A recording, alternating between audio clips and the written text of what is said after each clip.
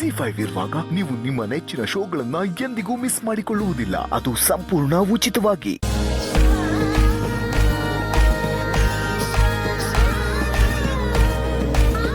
Gundakka exam ಹೆಂಗಿತ್ತು? ಡುಮ್ಕಿನ ಡುಮ್ಟಕ್ ಸ್ವಲ್ಪ ಸುಮ್ಕಿರೆ. ಮೊದಲೇ ಅವಳು ಗಾಬರಿ ಆಗೋಳೆ ನಿಂದೊಳ್ಳೆ. ಸರ್, ನನಗೆ ನಿಮ್ಮ ತಂಗಿ ತುಂಬ ಹಿಡಿಸಿದ್ದಾರೆ.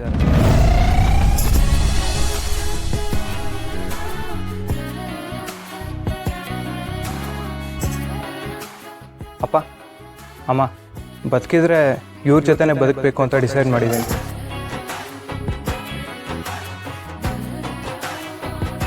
ನನಗನ್ಸಿದ್ದು ನಾನು ಹೇಳಿದ್ದೀನಿ.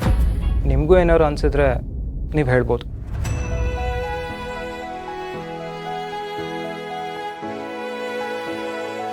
ನಾವೇನೋ ಲೋಕ ರೂಢಿಗೆ ಹೇಳಿದ್ವಪ್ಪ, ಅದಕ್ಕೆ ಯಾಕೆ ಕೋಪ ಮಾಡ್ಕೋತೀಯ?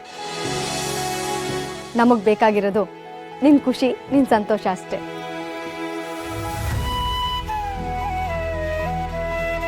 ನಮ್ಮ ಮಗನೇ ಒಪ್ಪದ ಮೇಲೆ ನಮ್ದೇನಿದೆ? ಅವನೇನು ಅನ್ಕೊಂತಾನೋ ಅಂತ ನಾವು ಇಷ್ಟೆಲ್ಲ ಮಾತಾಡಿದ್ವಿ. ಅವನ ನಿರ್ಧಾರನೇ ನಮ್ಮ ನಿರ್ಧಾರ. ಏನಪ್ಪ ಶಿವು?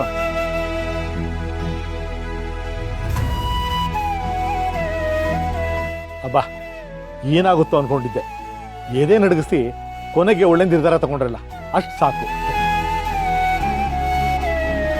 ನೀವೆಲ್ಲ ಮಾತಾಡ್ಕೊಂಡು ನಮ್ಗೆ ವಿಷಯ ತಿಳಿಸಿ. ನೀವು ಯಾವಾಗ ಬನ್ನಿ ಅಂತ ಹೇಳ್ತೀರಾ ಅವಾಗ ನಾವೆಲ್ಲ ಬರ್ತೀವಿ. ಸರಿ ಕಣವ, ಎಲ್ಲ ವ್ಯವಸ್ಥೆನೂ ಇಲ್ಲಿ ಮಾಡಿಕೊಂಡು ಆಮ್ಯಾಕೆ ನಾವು ಚಂದ್ರಣ್ಣಗೆ ಕಳಿಸ್ತೀವಿ. ಸರಿ, ಹಾಗಿದ್ರೆ ನಾವಿನ್ನು ಬರ್ತೀವಿ. ಏನಪ್ಪ ಕುಲಪುತ್ರ, ನಮ್ಮ ಜೊತೆ ಬರ್ತೀಯೋ ಇಲ್ಲ ಹುಡುಗಿ ನೋಡ್ಕೊಂಡು ಇಲ್ಲೇ ಇರ್ತೀಯೋ?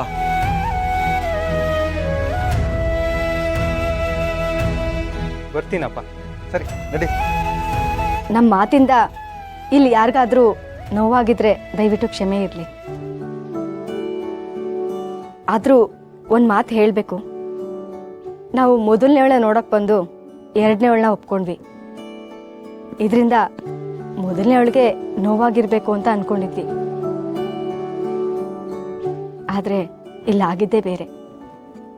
ತಂಗಿನ ವಹಿಸ್ಕೊಂಡು ಇಷ್ಟೆಲ್ಲ ಹೇಳಿದ್ಲಲ್ಲ, ಇವಳ ಬುದ್ಧಿನ ನಾವು ಮೆಚ್ಚೋದಲ್ಲ, ಆ ದೇವರೇ ಮೆಚ್ಚಿದಾನೆ. ಇದೇಮ್ಮ ಸಂಸ್ಕಾರ ಅಂದರೆ.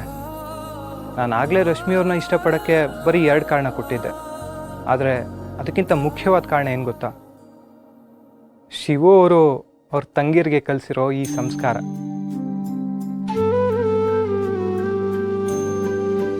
ನಾವಿನ್ನು ಹೊರಡ್ತೀವಿ.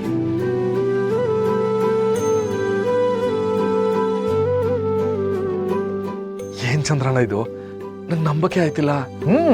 ಗುರುಗಳು ಹೇಳಿರಂತಲ್ಲ, ಮೊದಲು ರಶ್ಮಿದೇ ಮದುವೆ ಆಗೋದು ಅಂತ. ನಾ ಬರ್ತೀನಿ ಕಣಪ್ಪ. ಸರಿ ಕಣ. ಶಿವು, ಏಟ್ ಬೇಗ ಎಲ್ಲ ಒಳ್ಳೇದಾಗ್ತೈತೆ ನೋಡ್ದ? ಅಲ್ಲ, ಹುಡ್ಗನ್ ನೋಡ್ದ ನಮ್ ರಶ್ಮಿನ ಏಟ್ ಇಷ್ಟಪಡ್ತಾನೆ ಅಂತ? ಆಟೆಲ್ಲ ಆಸ್ತಿ ಪಾಸ್ತಿ ಅಂತಸ್ತು ಇದ್ರು, ಹುಡ್ಗನ್ ಕೈ ತುಂಬಾ ಸಂಬಳ ಬಂದ್ರು, ಈಟನ ಗೊತ್ತಾಯ್ತಾ?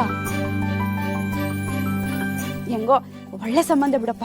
ಹೌದು ಲೀಲಕ್ಕ, ಎಲ್ಲ ಆ ಮಾಕಾಳವನ್ ಕೃಪೆ. ಇಲ್ಲ, ಗೊತ್ತಾಯ್ತು, ಹೋಗೋಣ. ಬರ್ತೀವಿ ಶಿವು. ಸರಿ ಲೀಲಕ್ಕ. ಜಯಕ, ಸೀನಾ.